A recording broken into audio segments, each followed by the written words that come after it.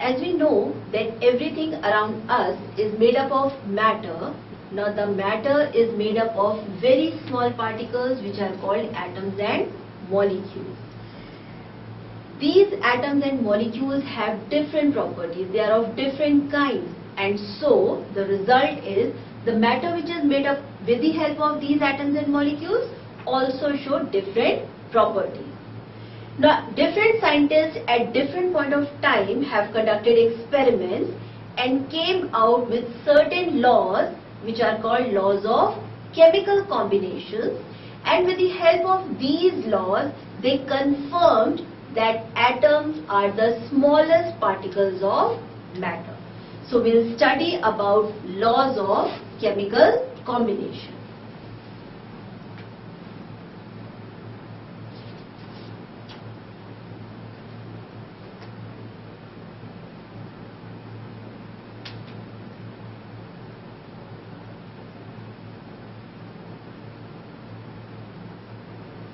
There are total 3 laws of chemical combinations.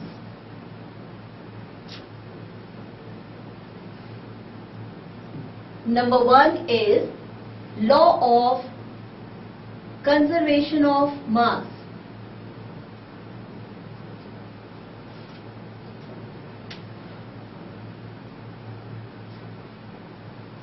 Second law of chemical combination is called law of constant proportion.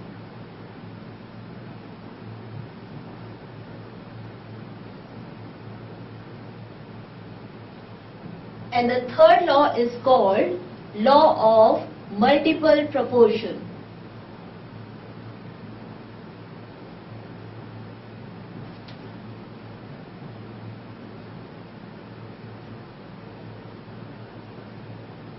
So if we go with the Avdhan pattern to learn the 3 laws of chemical combinations, we will use a triangle as a symbol to learn the name of these 3 laws of chemical combinations. First is law of conservation of mass.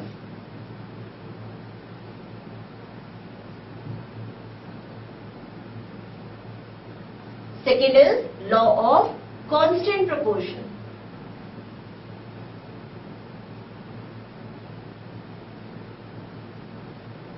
And the third is law of multiple proportion.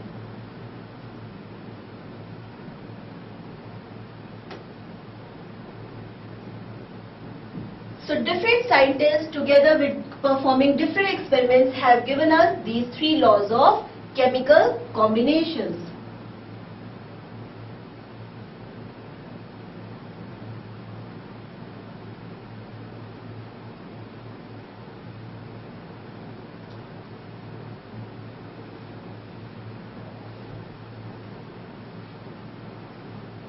This is Avdhan Science to recall, to reinforce the laws of chemical combination.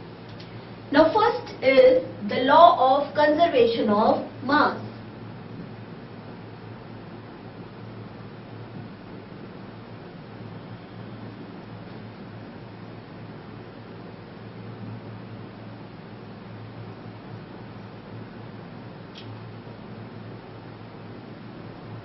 The other name for law of conservation of mass is law of conservation of matter.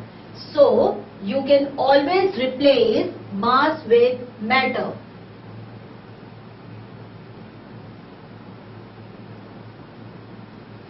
This law was given by Lavoisier in the year 1774.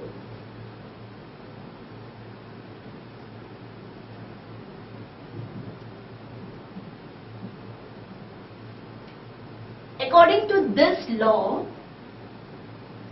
in a chemical reaction, the total quantity or the total amount of mass or the matter remains constant.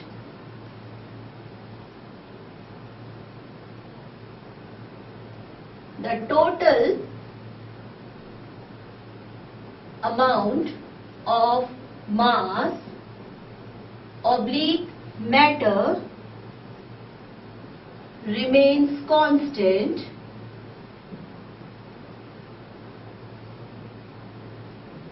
in a chemical reaction.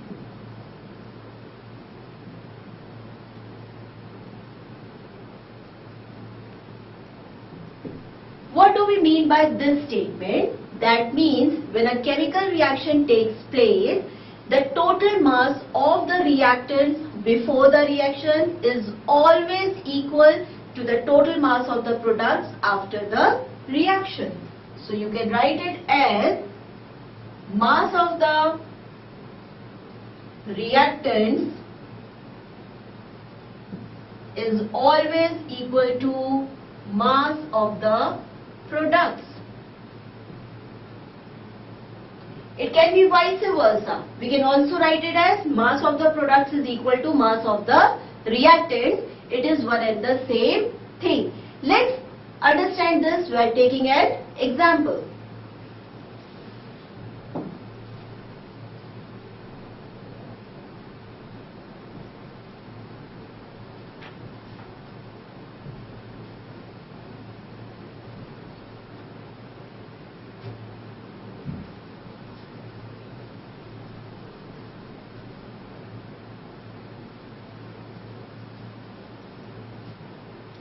Say we have 100 grams of calcium carbonate.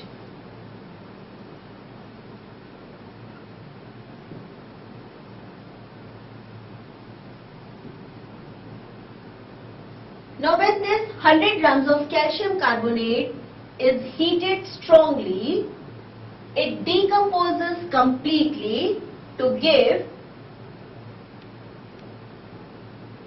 calcium oxide and carbon dioxide.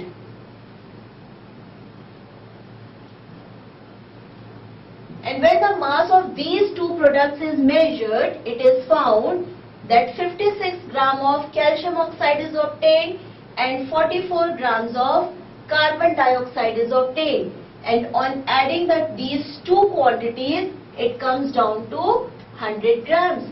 So 100 grams of reactant is equal to 100 grams of product.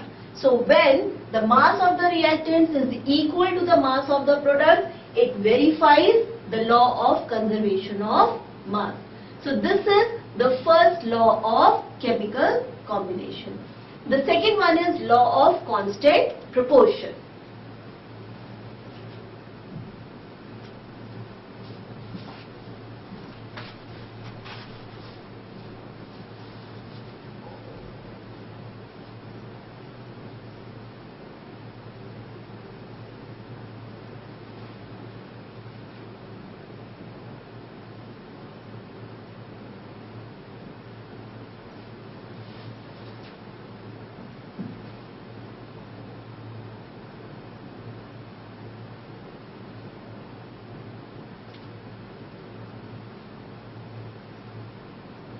Law of constant proportion. Constant means something fixed.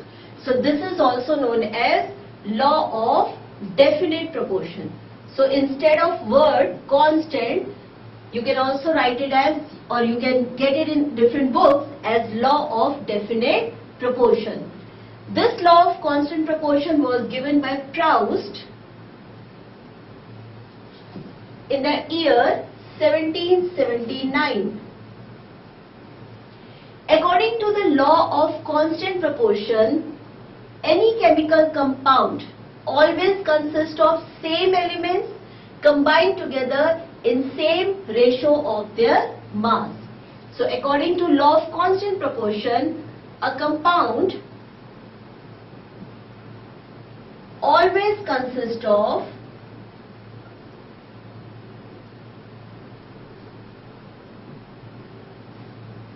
same elements combined together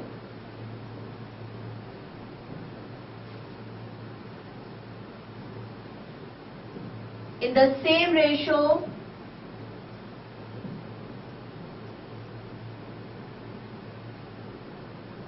of their mass. It could be the volume also. Let's understand this by taking an example.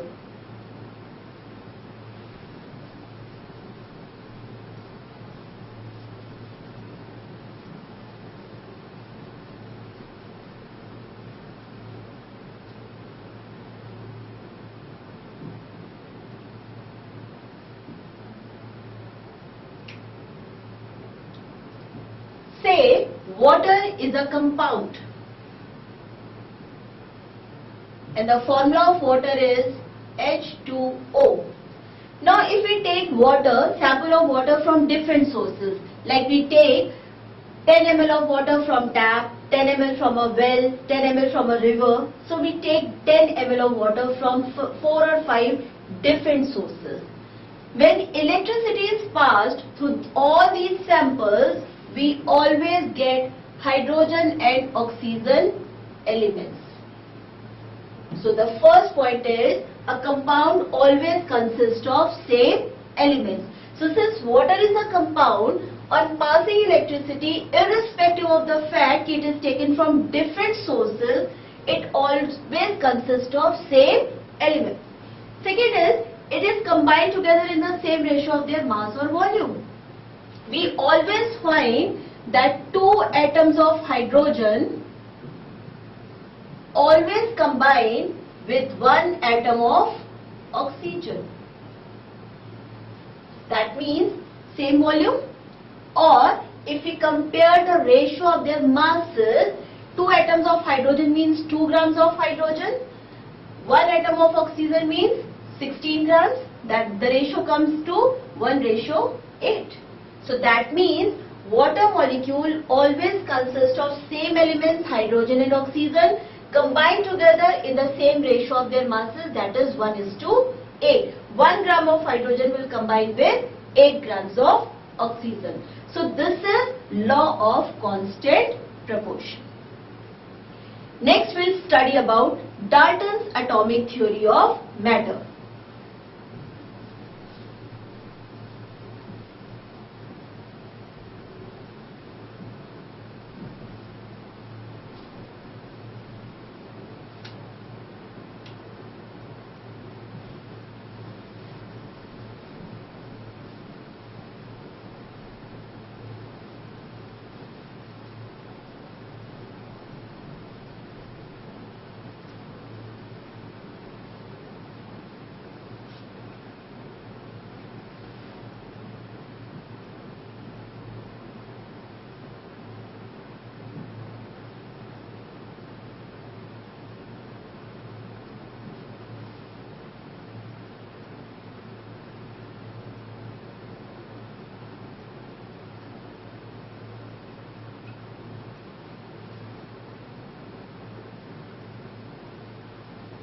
When the scientist has given the laws of chemical combination, so in the row Dalton was also there, and he also confirmed that atoms are the smallest particles of matter. And on the basis of this particular confirmation or information that atoms are the smallest particles of matter, Dalton put forward his theory of atomic matter, atomic theory, in the year 1808.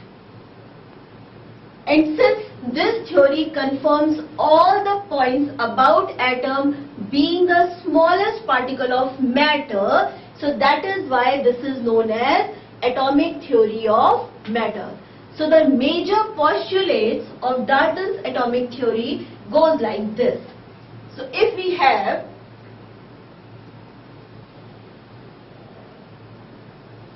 the first postulate of Dalton's atomic theory says that all the matter is made up of very small tiny particles which are called atoms. So the first point is small particles which are called atoms. So to remember the first point, we can take alphabet A as the key alphabet to recall the word atoms. The second postulate of Dalton's atomic theory says that these atoms cannot be divided. So the second point comes, atoms cannot be divided. So here divided, D is the key alphabet. Third postulate says atoms can neither be created nor destroyed. Neither be created nor destroyed. We are talking all these about atoms. So that is why no repetition of the word atom. We are discussing all these points about atoms. So they can neither be created nor destroyed. So since we already have taken D as a key alphabet, so here we can take C as alphabet, key alphabet, neither be created nor destroyed. The fourth postulate of Dalton's atomic theory says that there are different kinds of atoms as there are different kinds of elements. Say in nature total 114 elements are known till date. So that means we have 114 elements, or you can say we have 114 types of atoms. So there are as many as types of atoms as there are as many kinds of elements. So the fourth postulate of Dalton's atomic theory are different kinds of atoms as different kinds of elements. So here the key alphabet will be K because there are different kinds of atoms. The next postulate of Dalton's atomic theory says in a particular element all the atoms of that particular element are exactly identical in respect of their size, in respect of their mass and in respect of their chemical properties. So all the atoms of an element are identical. So keyword is identical, so alphabet is I. So these are the first 5 postulates of Dalton's atomic theory. Next, the sixth one. So the sixth one says that different elements, atoms of different elements are different.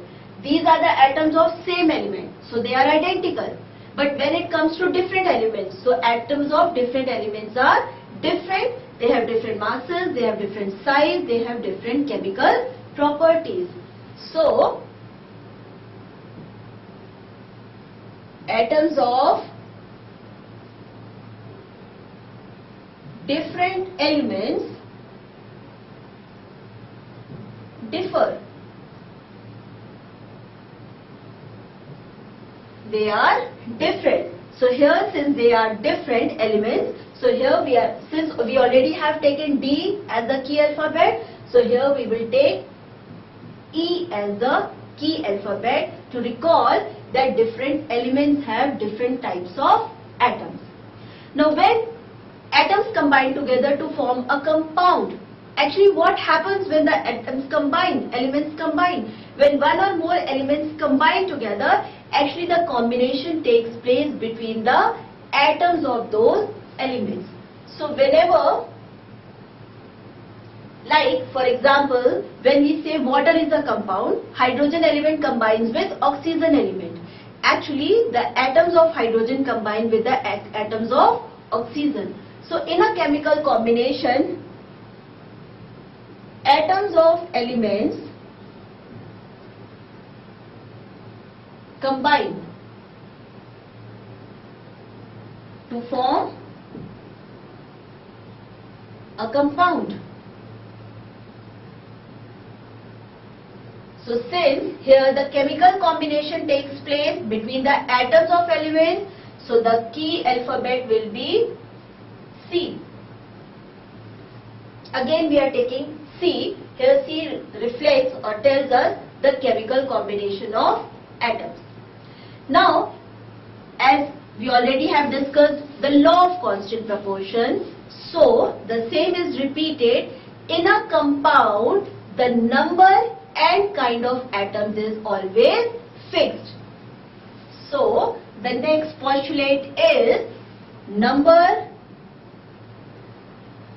and kind of atoms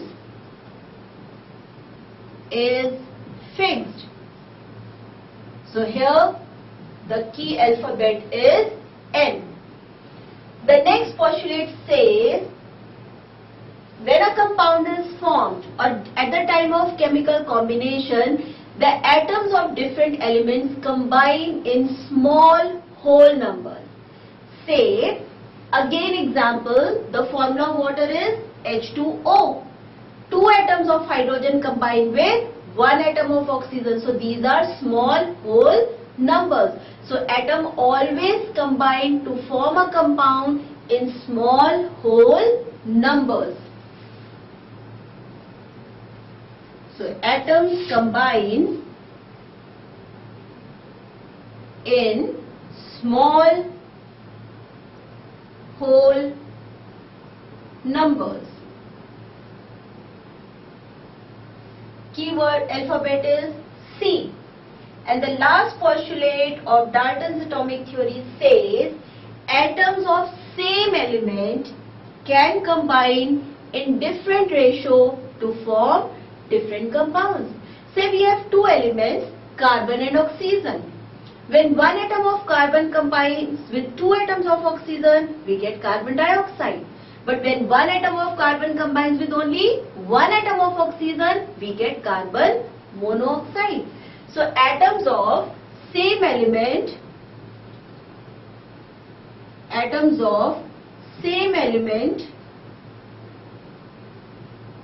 can combine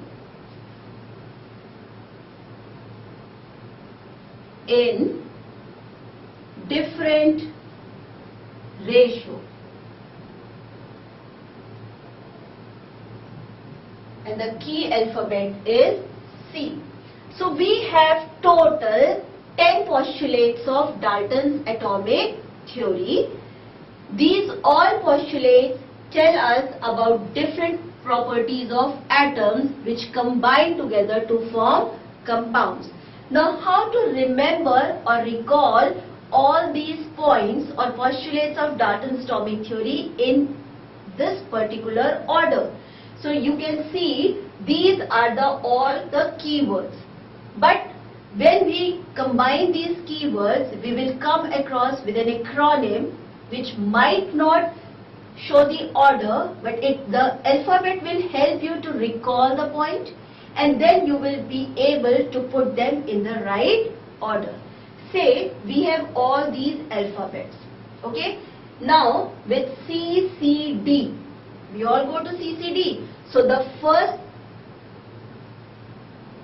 acronym we will make as CCD. Then you can say another two C's are there. This is A, E and K. So you can make it as C-A-K-E. When we go to CCD, we can see so many different kinds of cakes, pastries. So here it comes as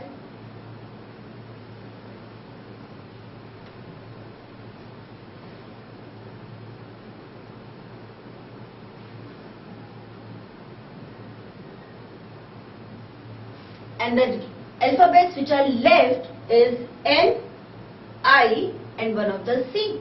So it comes to N, I, C. Whenever we log into CBSE site, it is always say www.cbse.nic.in. So that from there you can remember NIC, and the website becomes ccd.k.nic. And if you recall this website in your mind, all the 10 postulates of Dalton's atomic theory are easy to remember or recall. So this is the acronym for all these 10 postulates of Dalton's atomic theory.